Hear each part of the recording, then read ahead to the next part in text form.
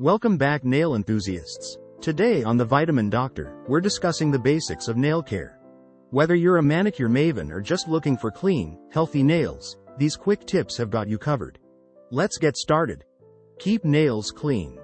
First up, cleanliness is key.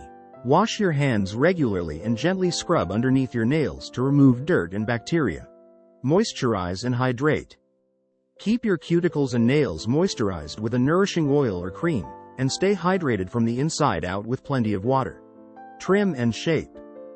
Keep your nails trimmed and shaped to prevent breakage and maintain their health. Use sharp clippers and a gentle file to achieve your desired nail shape. Protect and strengthen. Lastly, protect your nails from damage by wearing gloves during chores and using a strengthening base coat. Avoid using your nails as tools to prevent weakening and breakage. And there you have it, your quick guide to clean and healthy nails. Until next time, keep those nails looking fabulous.